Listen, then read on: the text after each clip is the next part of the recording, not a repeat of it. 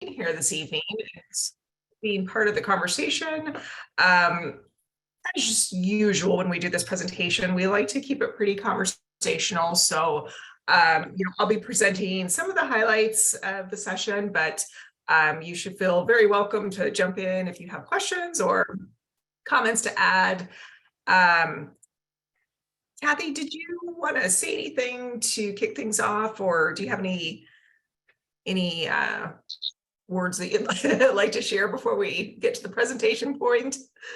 I didn't have anything prepared to add right now, except that it was a kind of wild ride, especially at the end of this session. It was very active, and we had a lot of really good conversations. So yeah, so it's like we have a breather right now, so go for it.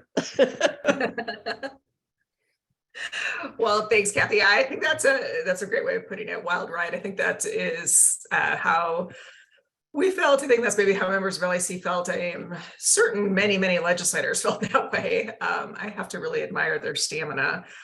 And then I also want to note that Maud Nerrill is not able to join us tonight, but she is the other half of the Action and Advocacy Director team.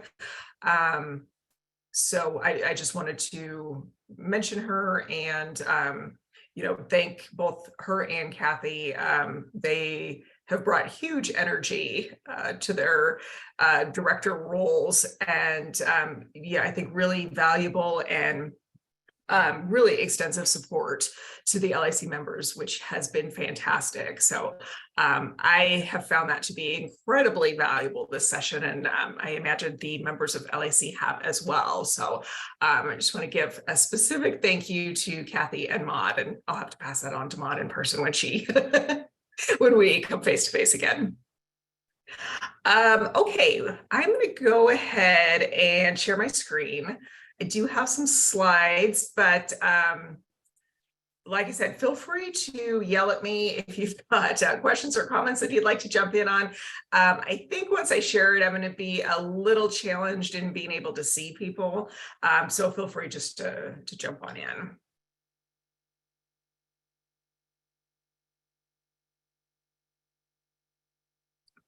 Let's see.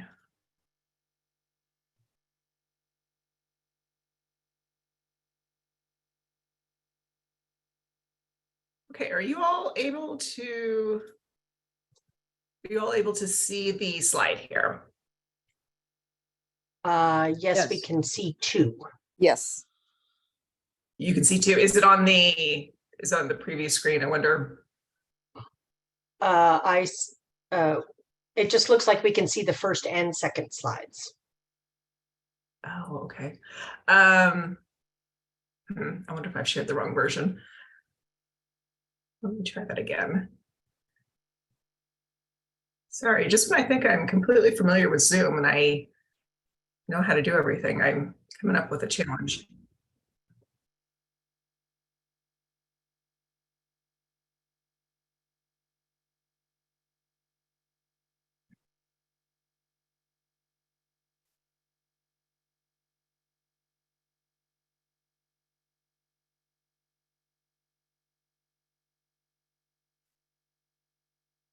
Okay, how is that? Is that any better? That's beautiful. Okay, great. All right, let's go ahead and get started. So for those of you that don't know me, I'm Andrea Wilkins. I'm the legislative liaison with the State League. I am excited to say that I have been in this role since the 2017 session, and it has been fabulous to work with both the staff and all of the LAC members and the broader membership during that time, and consistently very impressed with the expertise, dedication, and work that the LAC members bring to their role. I think we've done a lot of great work this session, and we're hoping to give you just a little bit of an overview of some of that.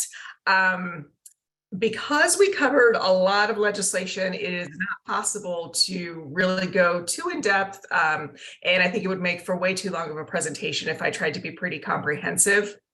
in the legislation that we were active on.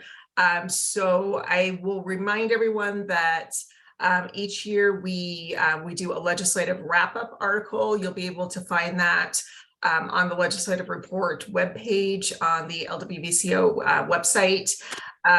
It's going to be a couple of weeks before we get that up, but it will be coming. And we're also, in conjunction with that, working on the updates to the program book. So there'll be a lot of opportunity to dig into more information about some of the ins and outs of the session and all of the legislation that we followed. Okay, so just kind of starting with, kind of a big picture look at things. You all probably are pretty aware that the session adjourned on May 8th. So we're a couple of weeks out now, and we're starting to see the dust settle a bit and sort of figure out where we are. Overall, there were 617 bills that were considered. 486 of those were passed. It seems to me that this is in the neighborhood of what we typically see. And typically things do tend to get pretty crazy at the end, where you see a lot of legislation flying around, a lot of late bills. The session was no exception. But we are looking at 486 successful bills this session, with the exception of a few where we've seen some vetoes come down from the governor. There are 3 that have currently been vetoed to date. Fortunately, none of those are pieces of legislation that we have really followed or taken a position on, but just, for everyone's information, they were House Bill 1214, that was dealing with the procedure to apply for commutation of a sentence. House Bill 1147 was the driver's license examination reimbursement bill. And Senate Bill 256, which was the management of gray wolves introduction. That's the one that has been most recently vetoed. There are a couple of other vetoes that are being considered, and so we've been participating in some stakeholder conversations around that. Our interest is piqued on these 2 because these are bills that we supported. One is House Bill 1100, which is the bill that would restrict government involvement in immigration detention. And the other is Senate Bill 58, which is the Job Application Fairness Act.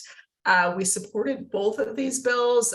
We believe that both of these bills impact our positions, of course, but also have JEDI implications. So we are trying to tune into the conversation, weigh in about our desire to see these bills passed.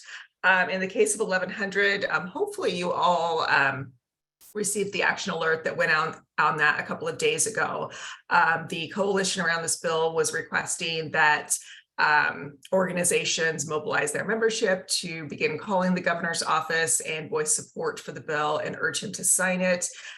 We've since heard that it looks like it's kind of moving in that direction. So I don't know if it's due to some of the public pressure or, as the governor's office staff have been getting more input from both the opponents of the bill and proponents as well, that they've just kind of come to land on a place where they seem to be heading toward an approval on that bill. But it appears that the threat of veto on that one may be lessening, but we'll keep an eye on it.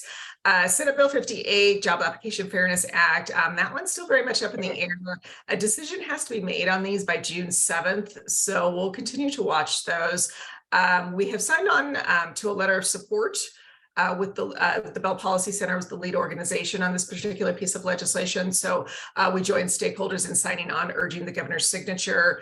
At this point, the staff kind of heading up the effort with the Bell have not indicated that they want to see organizational action alerts, but if that changes, you will be hearing from us. So we always appreciate your response and actions around those. One of the other things that I want to mention, just as sort of, kind of general information about the session, some of the things that we couldn't help but notice, us and many other people, was that there was a lot of partisan conflict throughout the session.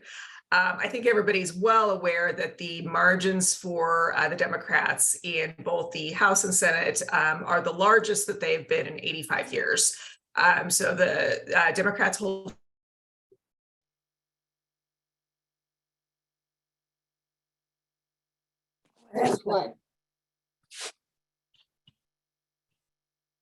What happened to you? This acknowledgement, I think. Oh, I'm sorry, was there a question there? No, there's no sound. You cut out for a minute there, Andrea. Oh, sorry. Of course, as I'm presenting, I'm getting a message that my connection's unstable. Can you also hear me okay? Now we can. Now, okay. I will keep my fingers crossed and hope for the best here. So I think as the session got underway, just the reality of the situation was acknowledged, I think probably all the way around, that the Democratic agenda was, there wasn't a lot that Republicans were going to be able to do to stop that. And I think that was a point of frustration on a lot of things. There tends to be accusations of overreach and, accusations of lack of collaboration and input from the minority party. Republicans responded with, kind of the frustrations that they were experiencing by, filibustering, having bills read at length. You may have all heard in the news that there was a walkout on the last day. While there's a lot of bipartisan legislation, and that's fantastic, we always love to see good policy created in a bipartisan fashion, there was also a lot of conflict that kind of came to the surface, I think, especially as the session drew to a close. So it's definitely a factor and, sort of a characteristic of the atmosphere, particularly there at the end. But there were a lot of things, that were accomplished. And I think that there were some areas where, legislators did note that, they all had the chance to be heard, and that there were a lot of bipartisan measures too. So, you kind of see it play out both ways, but just sort of a fact of life that I think everyone was dealing with, given the current environment. There were also many pieces of legislation, big bills, complex bills that were introduced late in the session, which again isn't, completely unheard of, but it was notable to us on a few that, we were particularly interested in. Probably the latest big bill would have been Senate Bill 303, which is the bill that basically it's a referred measure. So you all will be seeing this again in the form of a ballot measure. And the LAC and the league will be examining this this referred measure in more detail, now that we're entering into the interim. So, we can figure out, what sort of organizational position we may want to assign to it. So you'll be hearing more about this one, but this is the bill that is asking to reduce property taxes and is looking to make some tweaks to the Tabor cap and redirect that revenue. It was introduced on May 1st. The session adjourned on May 8th. So you can see that there was a very, very compressed timeline to get a major piece of legislation through just in those last days. And there was a lot of other important legislation that was really coming down to the wire too. So I think it created a lot of challenges, and LAC did not take a position on the bill itself. We'll be saving our analysis for the referred measure, but it was just something that came so late in the session that, I think it was hard for a lot of people to get a handle on it and really, kind of weigh in on it. Another bill that was a very big bill that was introduced relatively late in the session, about a month out from adjournment, I believe, was Senate Bill 213, the land use bill. And I'll talk a little more about it as we get into more of the housing discussion. But this bill was really seeking to take a new approach to the affordable housing crisis that we're experiencing in Colorado, and really make some pretty significant changes that were very controversial on the local government level. It is a bill that LWVCO supported, but it was a controversial bill. This was the governor's bill. I'm sure everyone has seen the reporting on this, that it was very much expected to pass, and then at the end they just could not iron out all of the differences and essentially ran out of time. So we do expect that topic to come up again next year, maybe in pieces. Maybe it won't be, the big bill that it was this session, but I think we'll definitely be seeing some of the issues that it attempted to address revisited in the 2024 session. Another really late bill that was complex and large was Senate Bill 276. This was a bill that dealt with modifications to laws regarding elections, basically the elections omnibus bill, which we tend to see, every couple of years. And there's like all kinds of changes that, tend to get made. A lot of them very technical in nature, but there's some pretty important things that happen here too. So our LAC voting and elections team did a fantastic job combing through it without a lot of time to, really be able to absorb it all and weigh in. We took an amend position on the bill. We made some suggestions as to changes that we wanted to see. Among the many things that the bill did, we were particularly concerned about provisions within it that would remove the statutory existing statutory references that provide authority for 17-year-olds to vote in primary elections. This issue has gotten really muddled as a result of Amendment 76 back in 2020, which included language that we feel was not particularly clear or obvious, to say the least. And it had the effect of invalidating the rights of 17-year-old voters, or at least that's how it's been interpreted. LWVCO is of the opinion that, because the court has not weighed in on this, there's still not the clarity that we feel there needs to be around this issue. So we didn't want to see these provisions removed from the statute. And that was a big piece of the amendment that we were proposing. And our team did a great job of really pointing that out to the bill sponsors. In the end, a lot of those references that we felt would, basically take away the statutory authority for 17-year-old voting were removed from the bill. So we were pleased about that. In addition to, all of the things that were happening around that issue, the bill also stops the practice of asking unaffiliated voters their party preference. So instead, they are just going to get the primary ballots for all candidates, which is a change from how things have been operating up to this point. One of the things that we're really pleased about is that the bill also provides for increased reimbursement rates to the counties for the cost of administering elections.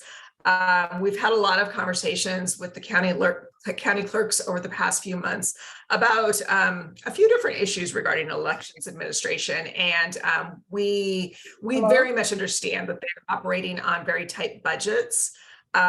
So, we strongly believe that we need a sufficiently funded elections administration, as a core function of our democracy. So the clerks are extremely excited that this bill is increasing the reimbursement rate, and LWVCO is as well.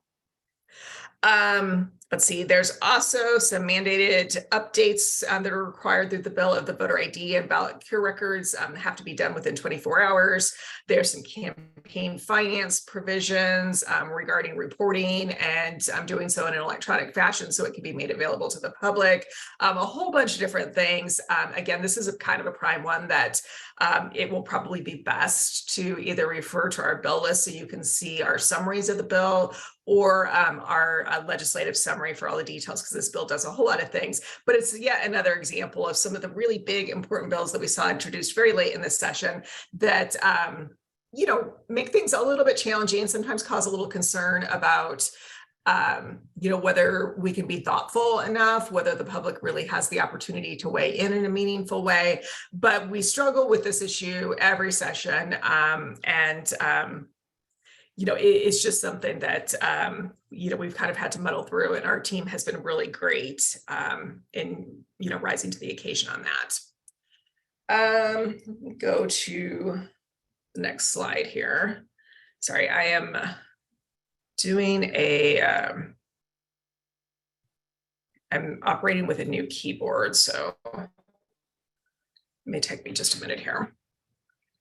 Okay, some other just kind of overview information about LAC. One of the things I'm super excited about, I know Kathy and Maud are as well, is that we really had our membership in LAC increase pretty dramatically this year. We went from somewhere in the neighborhood of maybe around 25 members to around 40 members this session. This has allowed us to cover 18 different issue areas that align with our organizational positions. That's been really exciting because not only do we have more expansive teams working on any given issue, but we also have some new teams that we just didn't have coverage in the past. In particular, there is a new local government group that has been really closely following the special districts, metro districts, legislation that has come through. They've been working hard to educate and raise awareness of that issue. A lot of the problems that are associated with elections for special districts. There's a lot more work to do in this area, but our team is really knowledgeable, and I think that they have been great about engaging on the legislation and really trying to promote some pretty extensive education around it. We're going to see more legislation in that area next year, and so we're really excited that we've got a strong team around that heading into the 2024 session. It's also the first year that we've had a dedicated team of lobbyists exclusively focused on JEDI issues. In the past, we have tried to cover JEDI issues as a component of our larger issue area, but this year we did have a team that was focused on it. We would love to see more members join that team because so much legislation really does fall under, kind of the JEDI umbrella. So it's a very big job, but it was great to have people really dedicated to that. One of the other new developments that I think has been really effective and very exciting is the establishment of the LWVCO task forces. There has been a lot of crossover in membership between the task forces and LAC. Of course, we do require that the task forces have an LAC liaison, but I think in most cases it goes beyond that. And there's a lot of LAC members that participate in the task forces and vice versa. And then even in instances where we're not looking to crossover specifically, there's just lots of collaboration. And I think that that is going to be a great tool for strengthening our year-round advocacy efforts. In general, LAC followed 125 bills this session. I believe that's up a little bit from where we were maybe the past 1 or 2 years, which makes sense because we do have more coverage. And as the dust has settled and we've kind of looked at where everything has landed, by my best estimate, I believe that we're looking at about 88% of the bills having been decided in alignment with the position that we took on it. So that's all to say, bills that we were opposing, they got PI'd, or in some cases just kind of ran out of time, died on the vine, as you'll typically hear people say. Or with bills that we've supported, we've seen them pass and either get signed by the governor or are waiting for signature. So we're really excited about that as well. Okay, moving on to some of the issue areas and legislation that I want to highlight. Again, this is really just kind of a small snapshot, but there were definitely some issues that and some pieces of legislation that were really high priorities for us. And so I want to make sure that we are at least touching on those and kind of giving a broad overview. The first area that I want to talk about is the reproductive justice package that made its way through the legislature and was signed into law by the governor in late April, I believe it was, maybe around the 21st, 20th of April, something like that. These bills are seeking to protect abortion access, protect providers, and we took a strongly support position on them. The first that I want to touch on is Senate Bill 188, protections for accessing reproductive health care. This bill codifies protections provided to healthcare workers that provide reproductive health care services who are acting in compliance with Colorado law. So we know that a lot of people from other states that have got restrictive laws around abortion, we're seeing an influx of people come to Colorado to access healthcare in the reproductive realm. And a lot of threats about going after providers and patients. And so this bill is really kind of attempting to address some of the concern there and ensure that there are provider protections in place, as long as they are acting within within the bounds of Colorado law. They are protected for their professional actions. One of the other bills as part of this package was Senate Bill 189, increasing access to reproductive health care. This bill requires large employers to provide coverage for abortion without policy deductibles, co-payments, or co-insurance.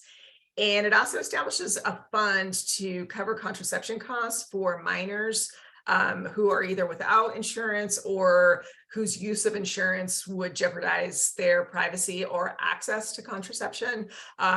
Basically kind of thinking through a scenario where, someone is on their parents' health insurance and they do not feel that it's a comfortable, safe environment for them to have that knowledge get out. So a fund has been established to ensure that they can access care. The other bill I want to touch on is Senate Bill 190, deceptive trade practices in regarding pregnancy-related services. This bill is kind of getting at trying to regulate the deceptive activities surrounding what's referred to as crisis pregnancy centers. The bill makes it a deceptive trade practice to advertise abortion, emergency contraception, or referrals for those services when the provider that's doing the advertising doesn't actually provide them. So it's really kind of a way of, kind of putting out a false message, getting people to come to the clinic under the guise that they will be able to access those services, and then being, preached to about, alternative care and really having a choice imposed upon the individual that is seeking reproductive health care services. It also makes it unprofessional conduct for a regulated healthcare professional to provide, prescribe, or attempt a medication abortion reversal based on the fact that the science around this is just very questionable and not something that we want to see practitioners doing. So that is what's referred to as the reproductive justice package.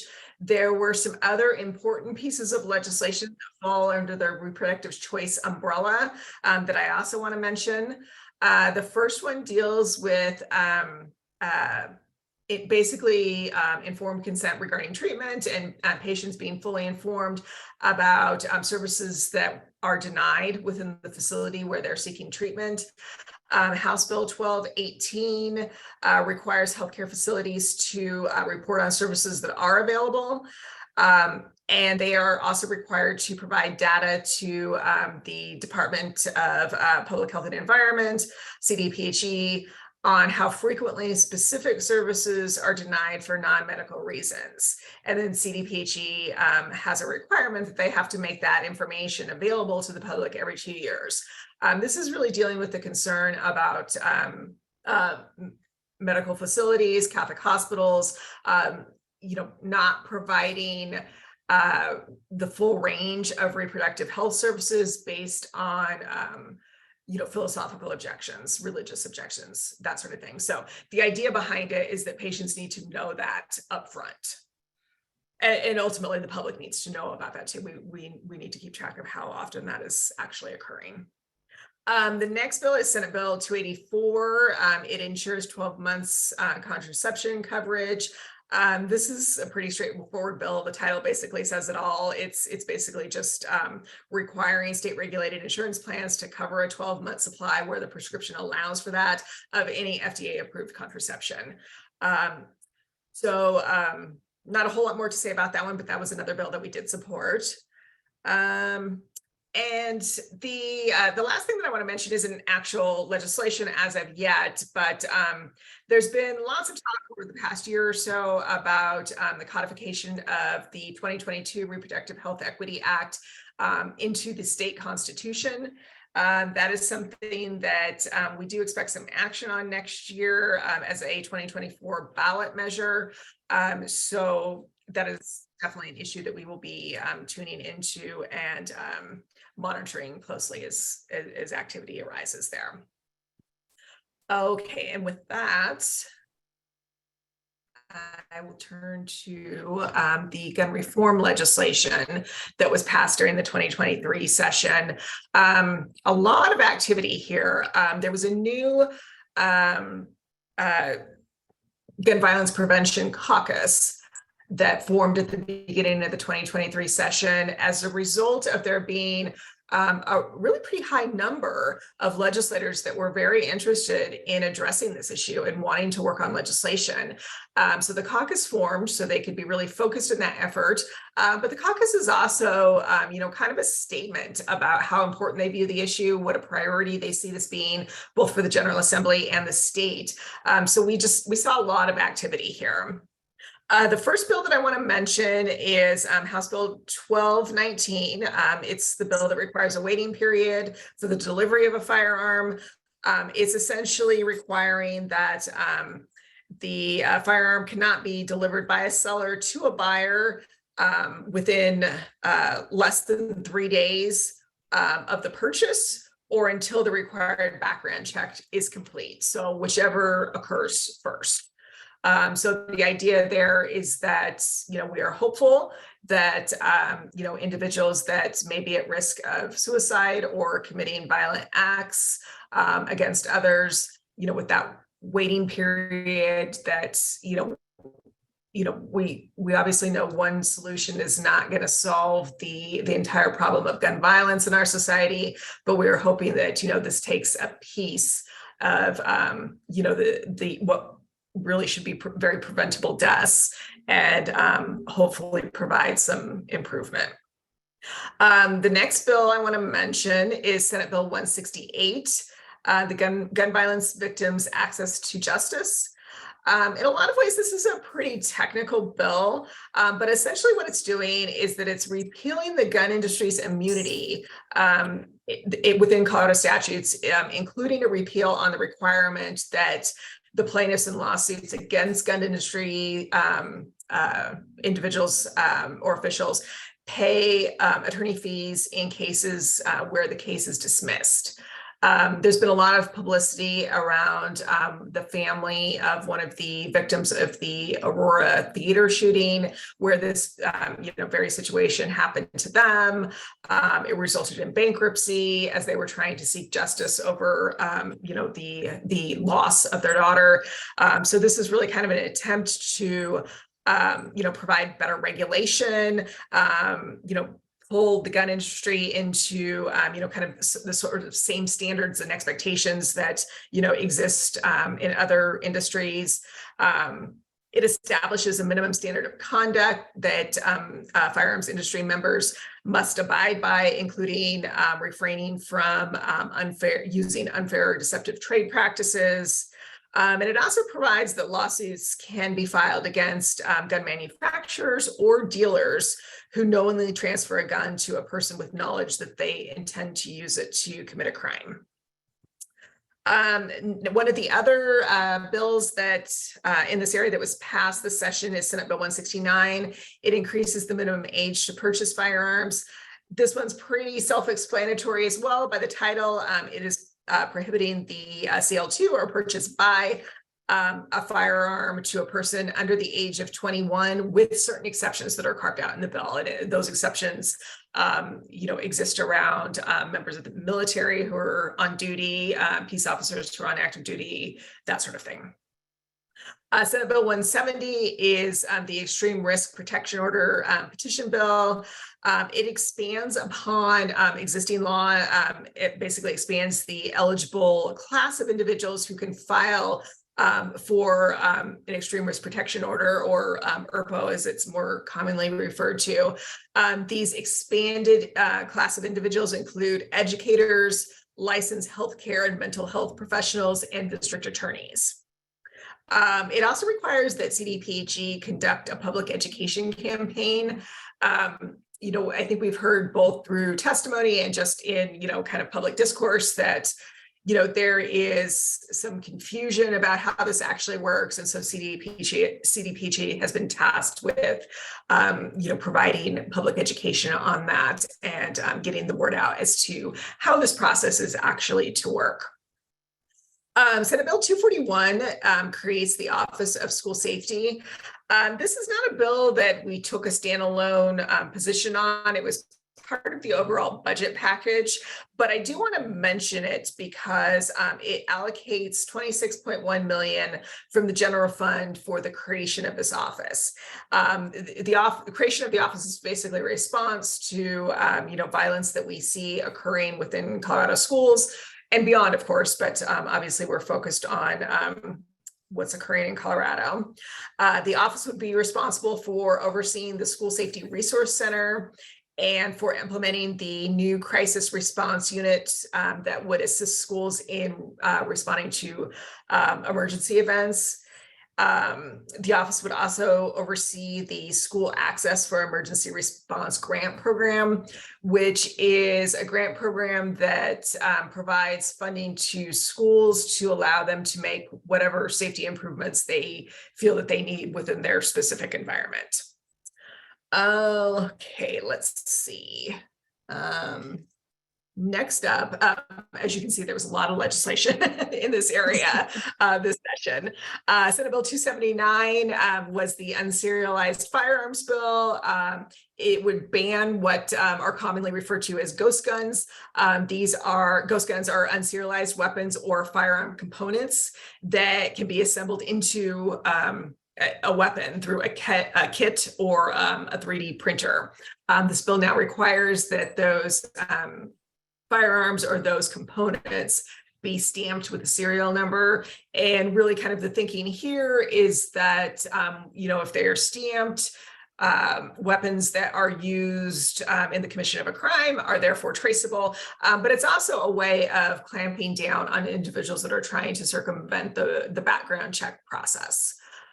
So again, another piece of the solution that is being attempted by the legislature. And I will point out, some of the timeliness, I think, of this particular piece of legislation to Colorado specifically.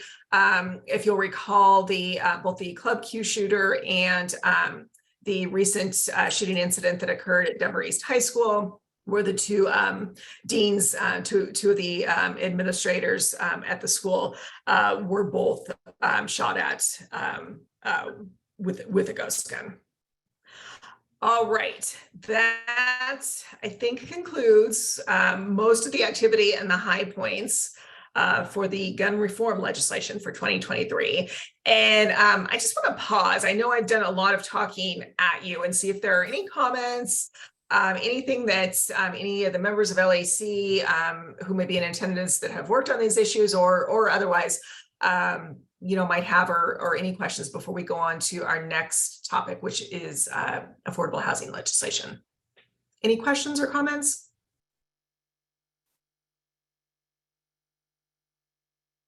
Kathy, is there anything that you want to add before we move on to the next one? I think you were pretty thorough in your description for it, so no. Okay, I'll keep marching on, but like I said, please just yell at me if you've got a comment or question. Okay, let's turn to housing now. This is an area similar to the gun reform legislation, but probably even more so, where we saw lots and lots of legislation, and we knew this was going to happen. The need for solutions to our affordable housing crisis in Colorado, that really being the number one priority, is something that was cited by basically, governing leadership in Colorado across the board. We heard it, from the Speaker of the House, Senate President in their opening remarks. We've heard it from the governor's office. And so we just saw a lot of legislation in this area, a lot of which, as you'll see as we kind of get into these, is really intended to protect the rights of renters and provide some protections there, to make sure that housing is safe, secure, and accessible.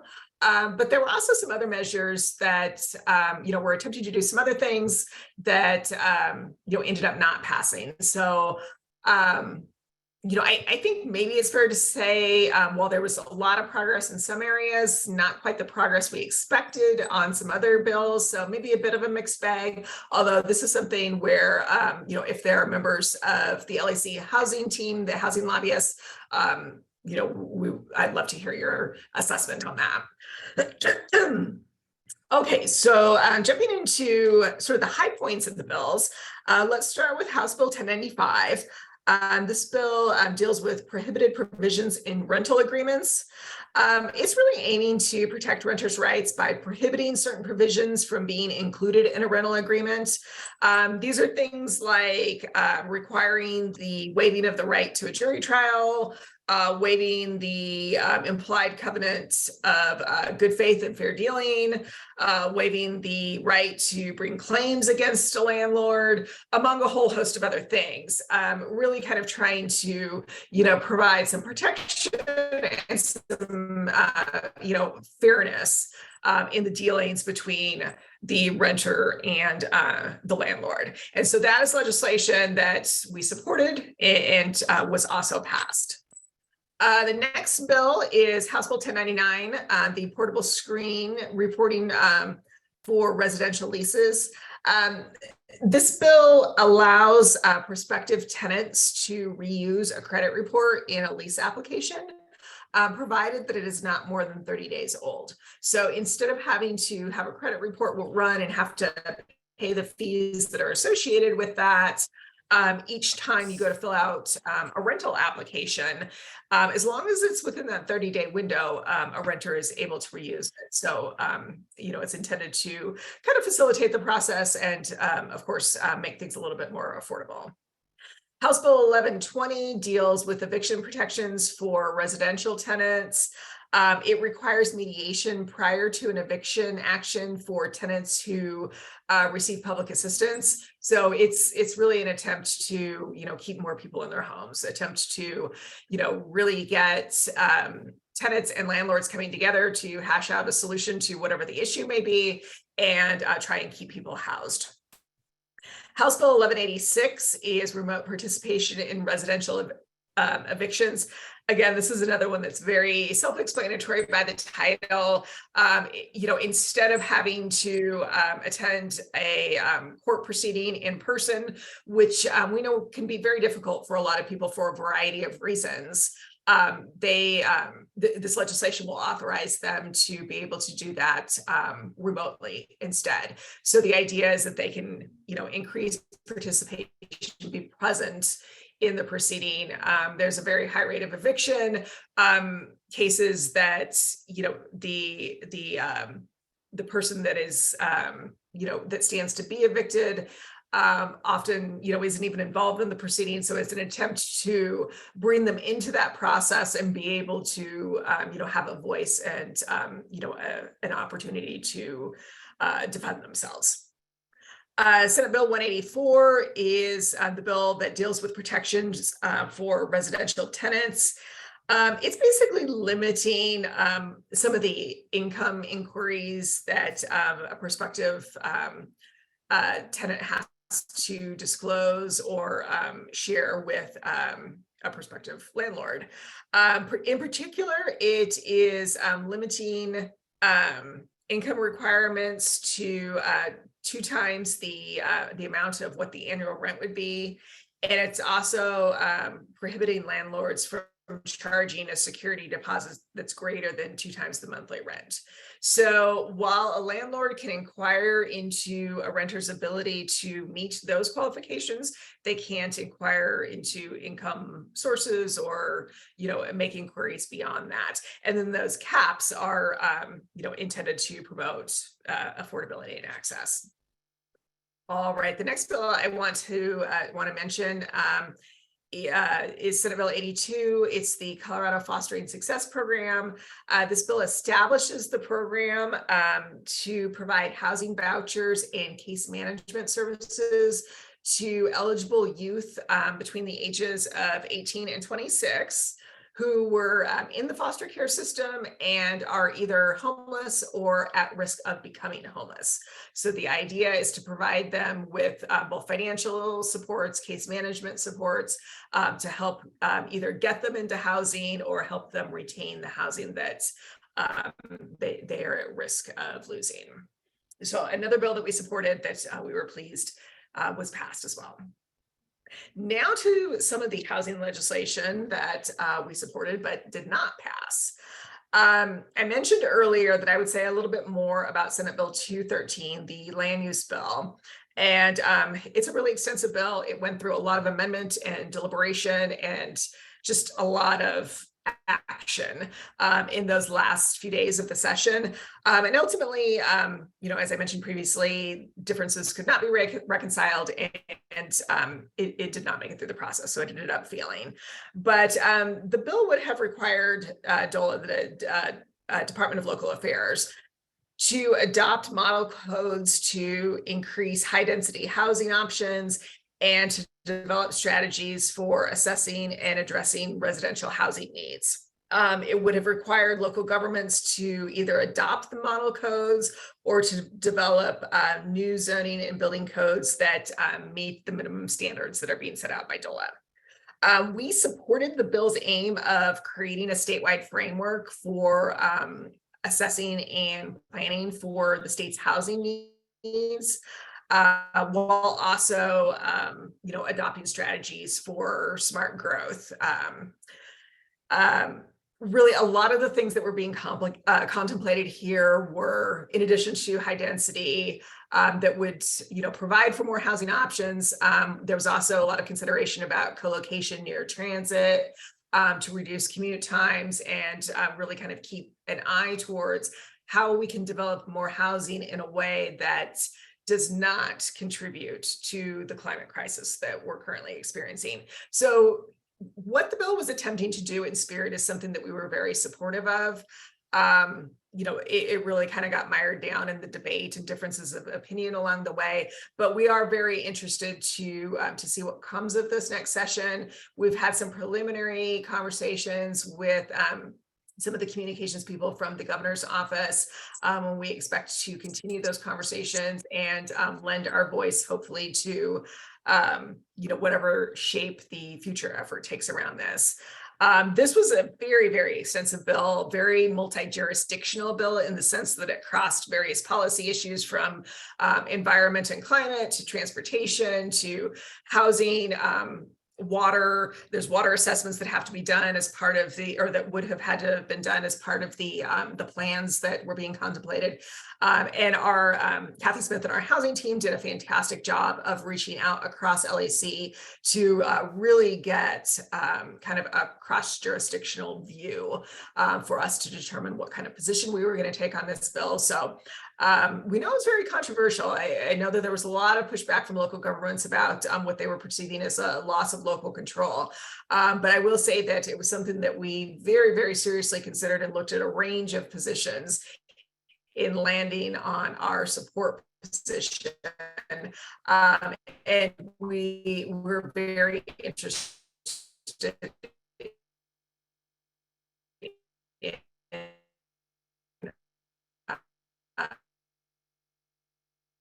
I think while Andrea's audio hopefully is coming back very shortly, one of the things that Kathy Smith and the rest of the the affordable housing team really stressed was how new this approach in this bill was.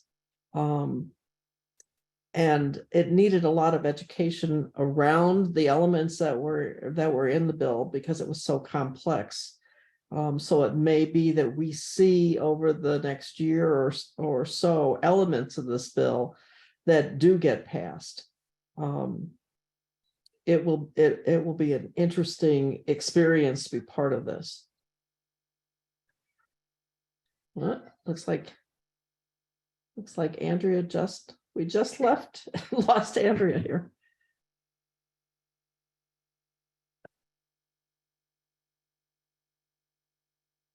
You're muted. Yeah.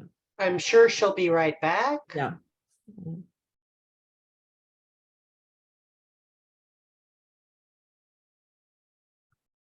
Do we have any questions from the group that Kathy or I might be able to answer?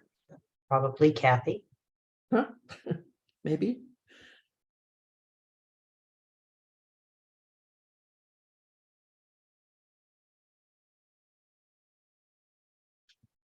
I just wanted to mention, I went on the website and you can print out all of the bills that were followed with the current place they are in the network, whether the governor signed them or not, and it's being kept up to date.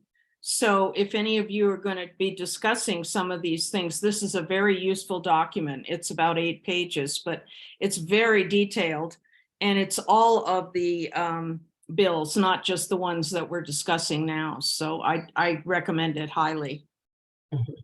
Thank you. Okay, Andrea's and back. I am back, and I have to Great. apologize to all. I am sorry that my internet connection is cutting out at the worst possible time. I'm not sure where I cut off or where you all have carried the conversation. So I don't know if it's appropriate for me to jump back in, or Kathy, if you've kind of carried on with things. I talked just for a couple of minutes about how extensive and what a new approach 213 was. So we were really just finishing up what you had said regarding that bill. So you can just go from there. Okay, great. I've switched to the connection on my phone, so hopefully that will be a little bit better. My house has been really finicky lately for some reason. I'll just briefly mention the 2 other bills that we supported but did not pass. One was a bill that would require a just cause requirement for eviction of a residential tenant. This basically would be things you could only evict in the cases of failure to pay rent, tenants' failure to or refusal to sign a new lease agreement at the end of one lease period heading into the next that had substantially the same terms as the previous one. A tenant committing some sort of substantial violation, these sorts of things. So, we saw this as something that would provide some good renter protections and help keep people in housing, but it was another one that did not make it through the process. And same with House Bill 1115, the repealed the prohibition on local residential rent control. It would have repealed current law that prohibits local governments from enacting laws that control rent on private land or private residential housing. It would have put certain conditions in place if a local government did want to enact rent control. But again, one that's in the end ultimately did not pass. Andrea, do you want me to bring up the PowerPoint and share it? Yeah, that's probably a good idea, because if I have to turn off my camera Right. to kind of preserve the connection. Yeah. And Kathy, I think at this point we're just on the last slide. We're still Okay. dealing with the education stuff. So if I cut out, you're the ideal person to speak to Okay. these. Let me. Okay. Yeah. And really, even if I don't cut out, you know much more about the legislation than I do, but I'll introduce it and then let you maybe speak to other pieces or draw attention to any of the important details. It says host disabled participation screen sharing. So I guess I can't share it. Hold on, No. give me a sec, sorry. That's okay. There you go. Okay, let's see if it will.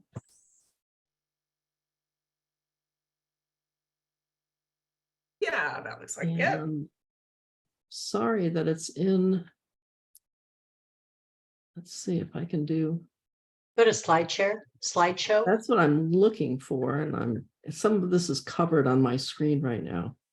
Oh, Unfortunately. and Kathy, you can do it through the icon at the bottom too, the one next to the little There's no icon there. So it's the one that is next to the thing that looks like a little book. that would be great if I could see something like that, but why is it not there? Hold on. Okay. Yes, yes. There we go. Thank you. Yeah, sorry about the technical difficulties. It's a frustrating part of Zoom. Okay, so turning to school finance and what we are calling kind of a sampling of the education legislation that the LAC team followed. There's always a lot going on in education. It's a huge piece of the budget. It's a huge, important area. So we always see a whole lot of legislation. That, of course, was the case as well.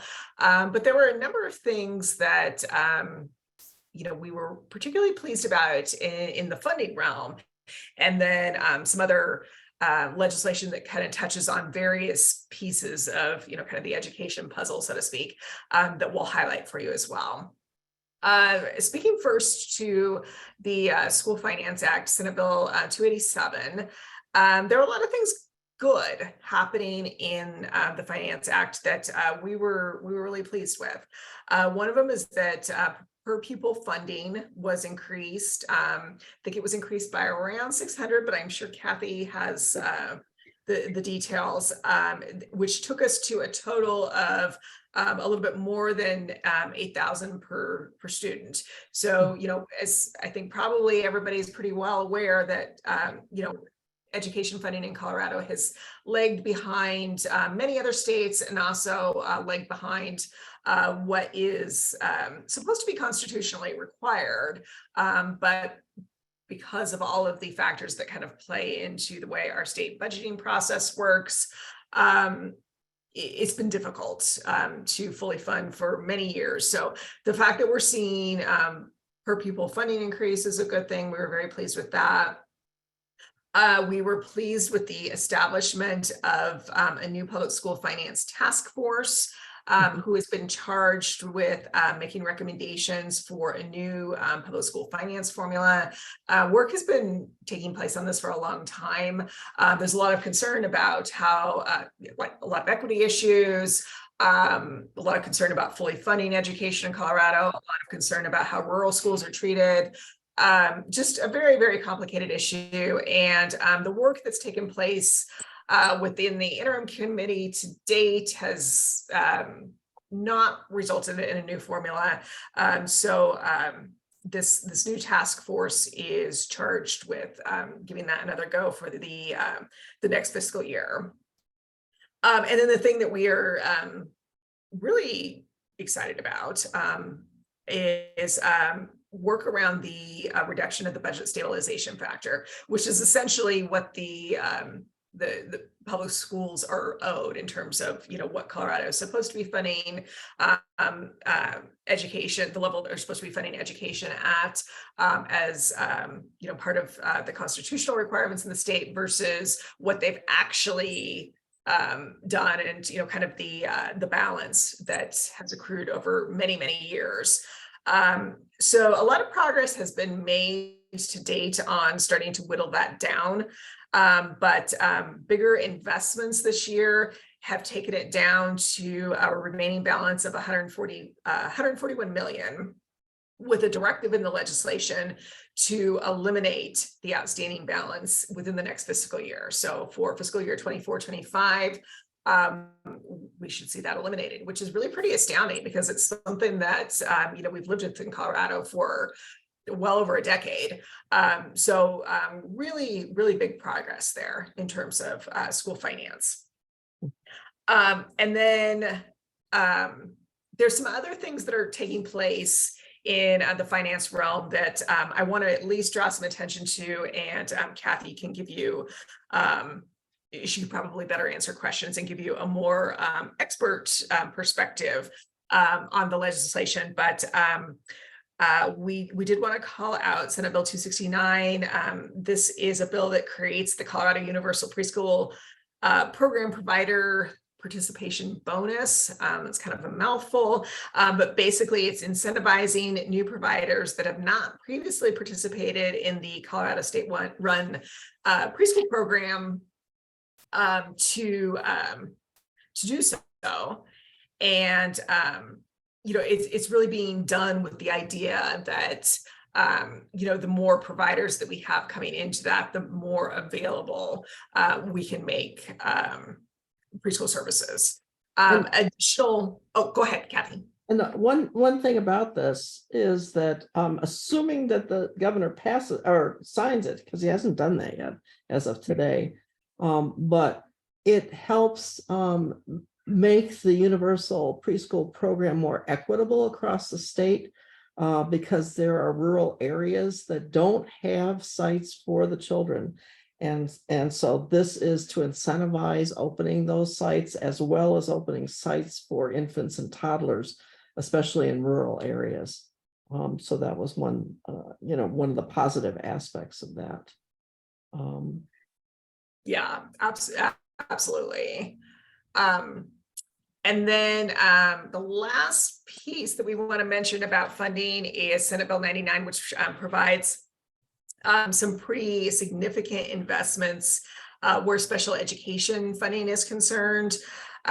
This bill is providing a little over $40 million to support the learning needs of special education students.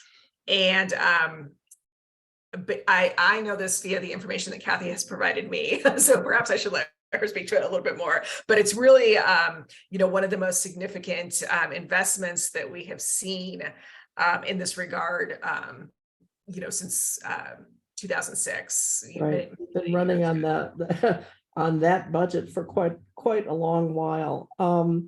Let me add one other thing, just so you get a sense of just how big school finance is in the state of Colorado this year. When you count all of the different programs, it adds up to $9.1 billion with a B dollars that are going towards students and teachers and schools. Yes, a huge piece of the state budget. So lots of good things happening in the school finance arena this session, which is really good news. And then of the many, many bills that the LAC education team followed, we just chose a few that kind of gives you a sense of the range of things that we were looking at. 1064 deals with the Interstate Teacher Mobility Compact.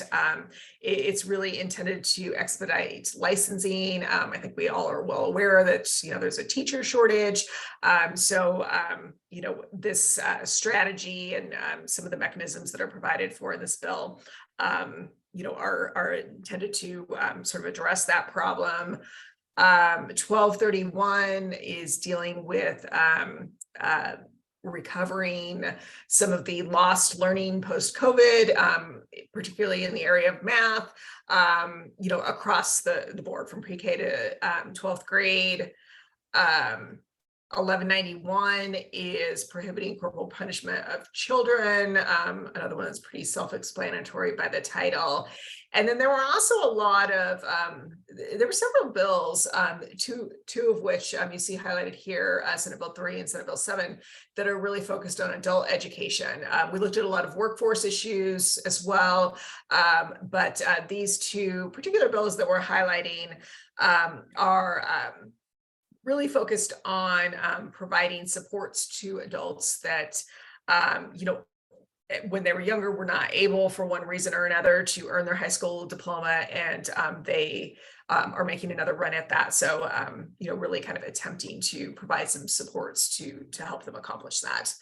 And Kathy, I'm sure there are many, many details that I did not touch on there. So if there's any filling in that you'd like to do there, Well, jump in. there were just so many education bills that we did cover, and I think that gives a sense of the range of bills that we all looked at. It was truly an exciting year for education legislation in this state and what was done. And I think part of it was because the leads for the Joint Budget Committee were former educators, and we had several former educator legislators this year, and so that they really understood the need to be catching up on several of these issues. I do see Barb Winnery have a question in the chat about how many education bills did you all cover? Kathy, I think you guys looked at around 40, didn't you? No, it was more like 50 or 55. It was a lot. It was, I don't know. I looked through the list and I couldn't believe how many you followed. So yeah. And there were several more that we chose weren't significant for the lead to take a stance on one way or another. Some of it was just cleanup for financing or rule making in certain ways. So it was very active, and I was so pleased that Kathy Marr helped with that, and Tony was looking at the secondary and adult education. And higher ed. Yeah, the higher ed and the higher ed. I think higher ed, at least from up here, didn't get as much money as they had hoped, which is still a sad situation. Right. maybe next year that'll be another area, because that really didn't have much focus at all. No, I didn't think so either, but I was pleased to see so much activity and positive activity at that. And I was pleased to see with the adult education, Me too. Besides those two, those were the two big bills that we had on the slide, but there were other bills that brought in things like anybody who wanted to get into fire management, forest fire management, and that type of area. So there were several different bills that were connected to increasing the workforce this year, around this year as well. And what happened to that bill about reimbursing teachers for the supplies and things that they? It didn't get passed. That one didn't get passed. And it wasn't that much, at all. But that one didn't get through. Okay, I was keeping my fingers crossed. Yeah. Thank you. Well, as I mentioned earlier, this is really just a very small sliver of the work that LAC did. We didn't even touch on, environment and climate, the justice system legislation. I mean, there's many, many areas. So please, if you're interested in more details, please refer to we have a comprehensive bill list, and we also have issue-specific bill lists on the legislative report site. You'll be able to see our members' summaries and thoughts that they've shared there, in addition to voting information on the bill, and just really kind of you can get lobbyist information and a whole host of things via Capital Watch. So if you're interested in digging in on that, you can always get in touch with me, Kathy, or Maud, if there's an issue that you have questions about, or if you would like to discuss something further. And then we will be putting together the legislative summary within the next couple of weeks. I think that will be available. So that will be another way to kind of get a broader sense of all the work that took place, and a lot of the great advocacy efforts that were underway this session. Are there any other questions or comments? Any other thoughts that anyone wants to share?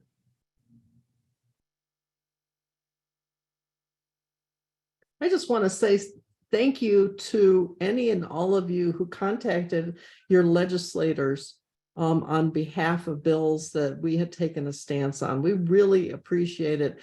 And I know that they listen to the league because they have commented on that before. So your efforts are needed and appreciated, and they result in action.